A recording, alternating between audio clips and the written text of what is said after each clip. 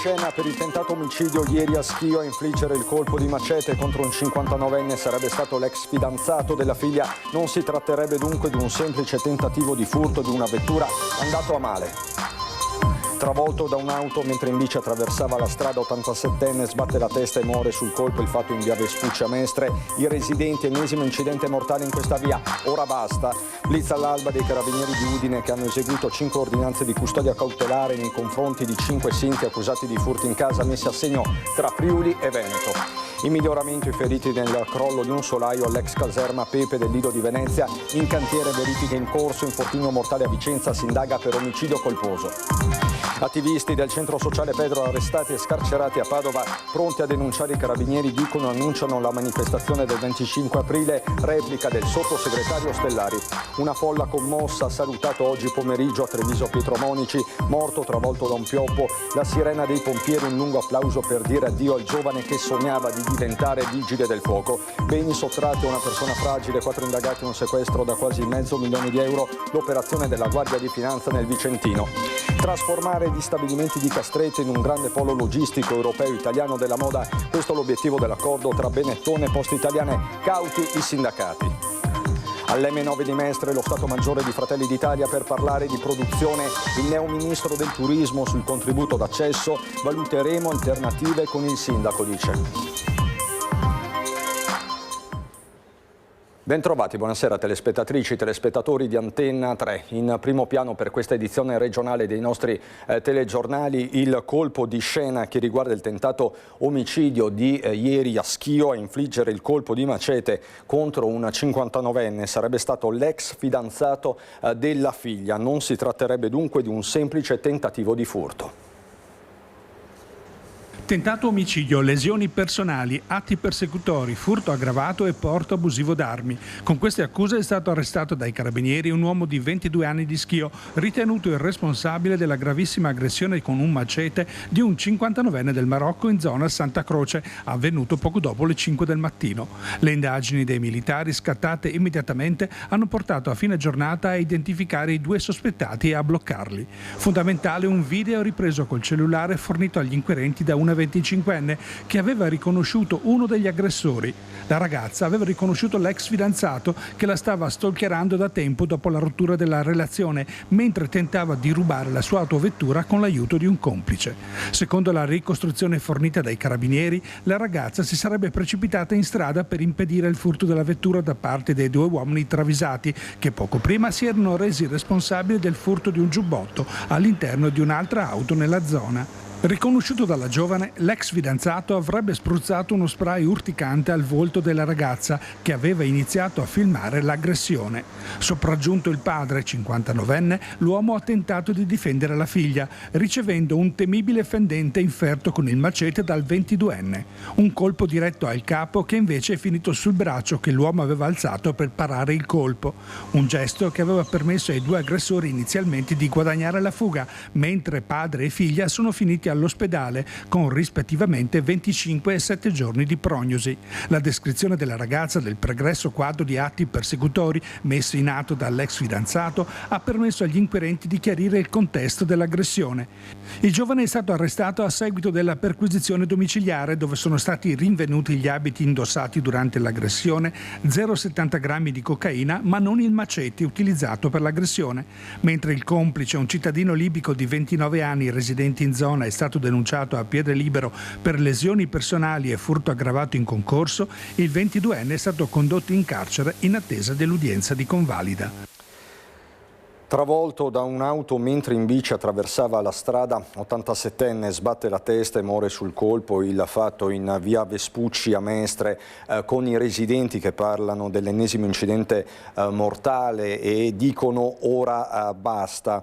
Indaga la polizia locale che sta esaminando i video delle telecamere di videosorveglianza. Non è esclusa l'autopsia sul corpo dell'87enne. L'indomani dal tragico evento i residenti quindi tornano a sottolineare sottolineare la pericolosità di questa strada, ma vi racconteremo tutto nell'edizione veneziana dei nostri telegiornali. Ora il blitz che è scattato all'alba, portato avanti dai carabinieri di Udine, che hanno eseguito 5 ordinanze di custodia cautelare nei confronti di altrettanti indagati per furti in casa commessi tra Veneto e Friuli.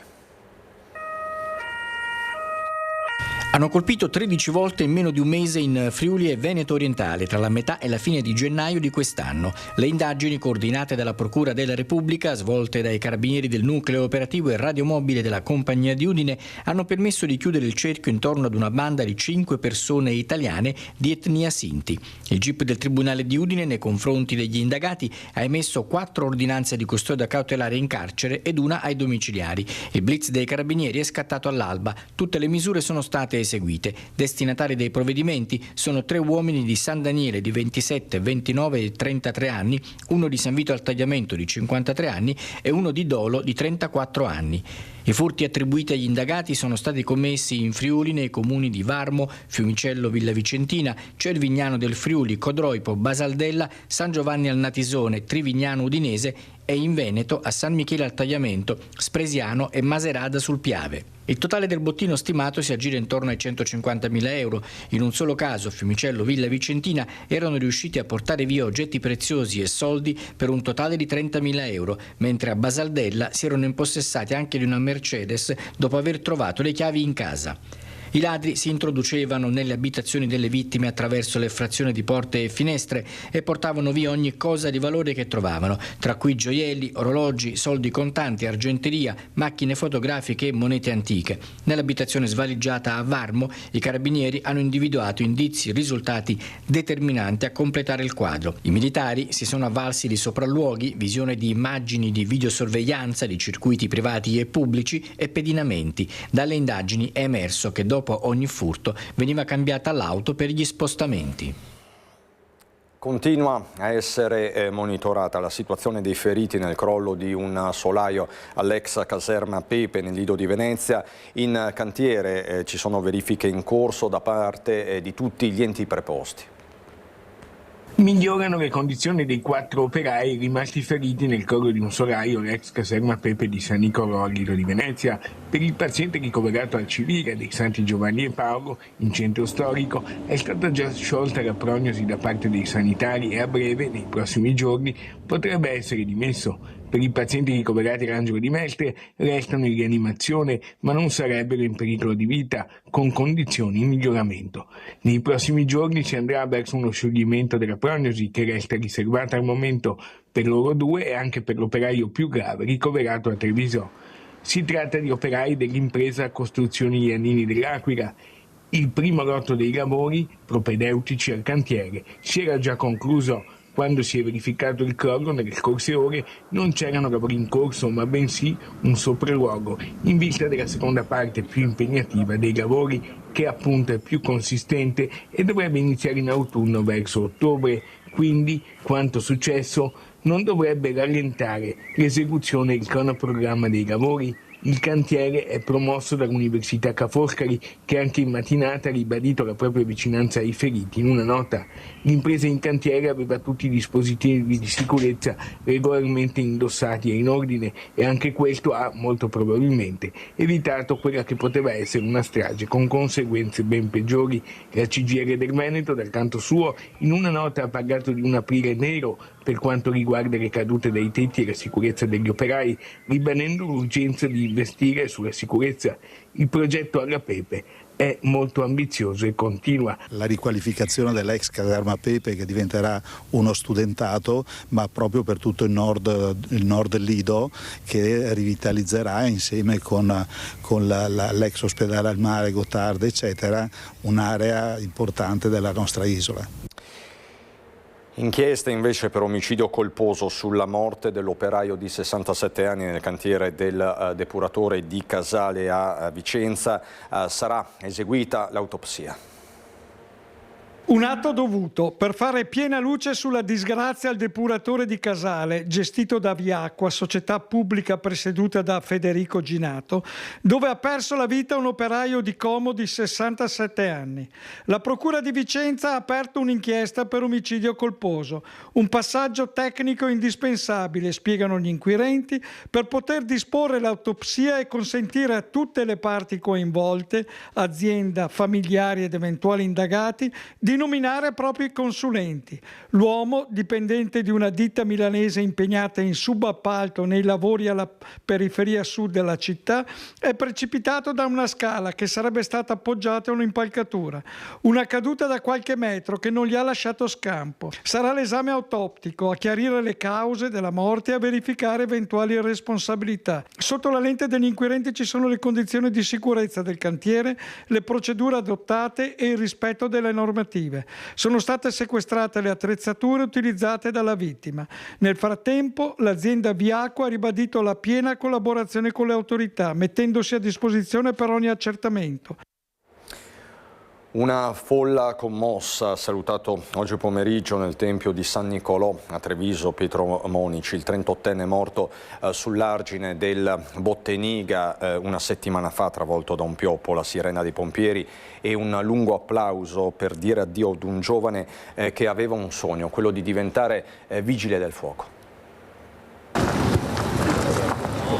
La delegazione dei Vigili del Fuoco di Treviso, quella del 118 e poi i tantissimi amici che hanno voluto stringersi ai familiari nel momento dell'ultimo saluto a Pietro Monici, il 38enne morto schiacciato da un pioppo mentre pescava sulla riva del Botteniga. Oltre 1000 le persone che si sono ritrovate nel Tempio di San Nicolò, la chiesa più grande di Treviso, per portare la propria vicinanza a mamma Adele, alla nonna Raffaella, ai fratelli Davide, Silvia e Guglielmo, ai nipoti, e a portare il cordoglio di tutta la comunità trevigiana per quella che appare una tragedia assurda è il sindaco Mario Conte con il presidente del Consiglio Comunale Antonio Dotto ed il vice sindaco Alessandro Manera. La bara, con un cuscino di fiori bianchi e azzurri, è portata a spalla dai pompieri. Pietro aveva un sogno ed era in attesa di entrare definitivamente nel corpo dei Vigili del Fuoco. Pietro aveva una grande fede e nell'ultimo periodo si era avvicinato ai padri carmelitani scalzi. Padre Marco Cauli ha concelebrato il funerale. A ricordare che persona speciale fosse Pietro è Don Oscar Pastro, parroco di Casier. Caro Pietro, siamo qui per te. Siamo qui per salutarti, ma facciamo fatica a lasciarti andare. Grazie Pietro perché sei entrato nei nostri cuori. Grazie perché con te si stava bene, perché sapevi mettere tutti a proprio agio. Grazie soprattutto per il tuo sorriso che non mancava mai. Il tuo sogno era diventare vigile del fuoco, lo sappiamo. Aiutare, salvare, metterti a servizio degli altri. Ora ti affidiamo a Dio, certi che il bene che hai desiderato continua a vivere. Quello che è accaduto ci appare assurdo, continua Don Oscar. Dal nostro punto di vista umano sembra una coincidenza inspiegabile. Eppure nella fede possiamo almeno intuire che anche dentro questa grande disgrazia non siamo soli.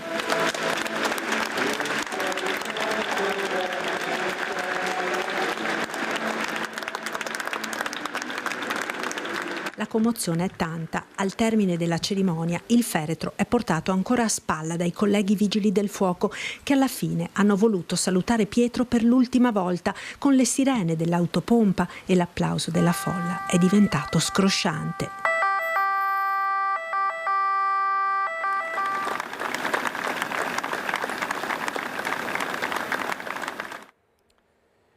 Beni sottratti a una persona fragile, 4 indagati, un sequestro da quasi €500.000, l'operazione della Guardia di Finanza nel Vicentino. C'è anche un notaio tra le persone finite sotto inchiesta per la presunta stangata ai danni del venditore di un'area agricola affetto da una patologia psichiatrica certificata. Così le Fiamme Gialle hanno sequestrato terreni agricoli per oltre 2 ettari per un valore stimato di 470.000 euro. Il sequestro preventivo è stato firmato dal GIP del Tribunale di Vicenza, un provvedimento che arriva al termine di un'articolata indagine della Guardia di Finanza di Noventa, Vicentina, e che vede 4 persone indagate per circonvenzione di persone incapace.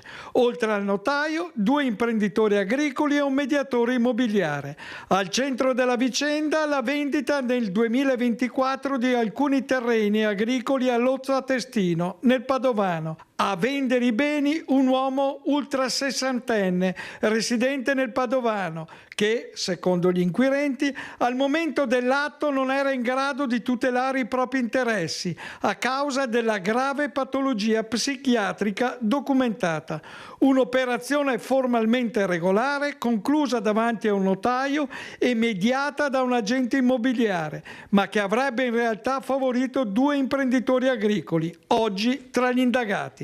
È stato l'amministratore di sostegno, nominato dal Tribunale di Rovigo, della parte offesa, a segnalare il fatto alle Fiamme Gialle. Le successive indagini, tra testimonianze e documentazione sanitaria, hanno portato anche a una perizia tecnica che quantifica il danno economico ai danni della vittima di circa 180.000 euro, dovuto al minor corrispettivo versato per l'acquisto dei terreni.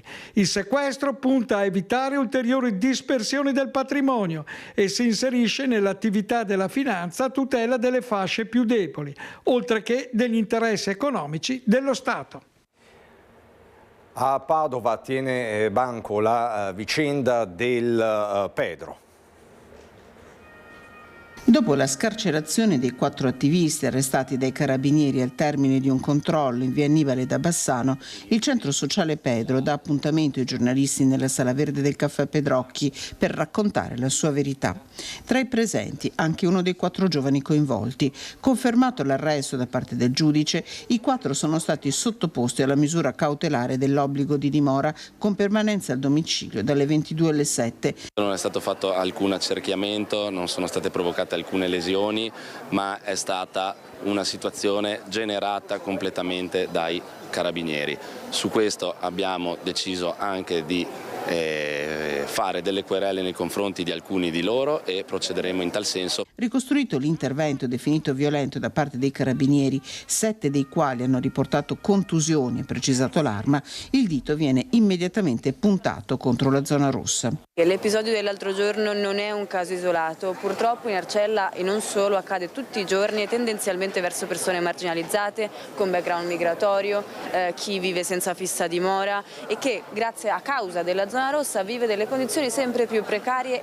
Nel mirino il governo Meloni e in particolare il sottosegretario alla giustizia Andrea Ostellari, che risponde con un comunicato agli attacchi degli esponenti del Pedro. La nostra idea di città si fonda sul rispetto delle regole di una comunità che comprende quello dovuto alle istituzioni e a chi ogni giorno rappresenta lo Stato indossando una divisa e garantendo sicurezza ai cittadini. Per questo condanno con fermezza ogni forma di intimidazione da parte di chi pretende di imporre le proprie idee ed esprimo solidarietà agli agenti feriti.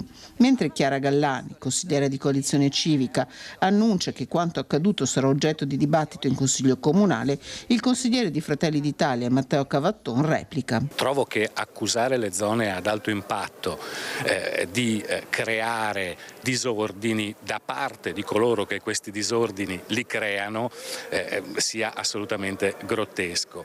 Io non ho nessun problema a passare e a vivere all'interno di una città dove ci sono zone maggiormente sensibili e quindi maggiormente attenzionate dalle forze dell'ordine, perché ritengo che le norme basilari del rispetto della convivenza civile e dello Stato di diritto vadano imposte anche a quanti da soli e autonomamente ritengono di non doverle rispettare. Trasformare gli stabilimenti di Castrete a Villorba in un grande polo logistico europeo e italiano della moda. Questo è l'obiettivo dell'accordo tra Benetton Group e Poste Italiane, che arriva dopo anni di profonda crisi per il colosso trevigiano, un vero e proprio cono d'ombra. L'obiettivo è quello di creare un grande hub logistico per il settore moda, per il fashion, non solo a livello italiano ma anche europeo. Questo l'annuncio, cauti i sindacati che chiedono la piena tutela occupazionale e un piano industriale. Di industria, produzione, manifattura, turismo si sta parlando all'M9 di Mestre, dove si è ritrovato lo Stato Maggiore di Fratelli d'Italia. Ci colleghiamo con la nostra Ilaria Marchiori, per la parte tecnica c'è Nicoletta Rizzetto. Buonasera Ilaria. Sì, buonasera anche a te Cristian, buonasera ai nostri telespettatori. Si è conclusa da poco la prima di queste due giornate qui all'M9 di Mestre, organizzata appunto da Fratelli d'Italia proprio per discutere di attività produttive, di imprese, di soluzioni da trovare e ovviamente anche di caro energia, ma ovviamente anche di turismo, che sono capisaldi importanti soprattutto da fronteggiare in questo particolare momento storico sia per il nostro paese che per la nostra regione. Presenti nei vari incontri di questo lungo pomeriggio, che appunto si è concluso da poco, il neo ministro del turismo Mazzi, che tra poco sentiremo proprio ai nostri microfoni, il ministro per gli affari europei Tommaso Foti e il ministro per le imprese e il Made in Italy Adolfo Urso. Dicevamo, con il ministro Mazzi si è affrontato ovviamente, vista la sua delega, la questione turismo. Lui ha detto che bisogna avere un atteggiamento accogliente nei confronti del turismo e che quando sente parlare di over tourism in qualche modo si spaventa. È stato inevitabile per noi chiedergli che cosa ne pensasse invece della questione dell'overtourism che colpisce Venezia e anche del contributo d'accesso. E proprio su questo sentiamo che cosa ha detto il neo ministro Mazzi e sentiamo che cosa hanno detto anche gli altri per quanto riguarda il turismo, ma anche il nucleare di cui si è parlato. Nel frattempo io qui da Mestre restituisco la linea allo studio. Mettere a confronto politica, istituzioni e società civile sui temi strategici per lo sviluppo economico del Paese. Alla 2 giorni di approfondimento organizzata all'M9 di Mestre da Fratelli d'Italia sono presenti, oltre ai rappresentanti veneti delle associazioni di categoria, i maggiorenti nazionali del partito. Noi vogliamo dare attenzione a chi fa grande l'Italia. Chi fa grande l'Italia sono le nostre imprese, grazie alle incredibili manifatture, grazie alla creatività, grazie al genio italiano, grazie soprattutto, visto che siamo in una regione come il Veneto che ha tante piccole e medie imprese che riescono a esportare a livello globale, alla qualità dei prodotti che riusciamo a realizzare. Inevitabile entrare subito nel merito di una crisi energetica che dall'invasione dell'Ucraina alla guerra in Iran sta diventando tema ricorrente, rivelatore di una fragilità da risolvere in ambito europeo. Fonti comuni per avere prezzi migliori, avere il coraggio di liberalizzare il mercato dell'energia all'interno dell'Unione, evitare che ognuno si approvvigioni a modo suo, perché chiaramente deve essere una risposta globale nel momento in cui la sfida è globale. Una sfida globale per la quale da anni ormai in Italia si torna a parlare di centrali nucleari. Realizzare nel nostro paese uno stabilimento industriale che produca in serie, come qualunque altro generatore, impianti nucleari di piccola dimensione, puliti e sicuri, che poi vengono trasportati con un container laddove vengano richiesti. Il Veneto è la prima regione turistica d'Italia, 75 milioni di presenze però spesso concentrate per la maggior parte negli stessi luoghi, e da qui che nasce l'overtourism. Io invito tutti ad avere un atteggiamento molto accogliente rispetto ai turisti. Sono sempre impaurito quando si parla solo dei problemi, l'overtourism, che li conosco tutti. Il contributo d'accesso può essere una soluzione? Questo adesso ragioniamo col sindaco che arriverà, vediamo se ci sono delle alternative e proveremo a vedere se ci sono delle soluzioni.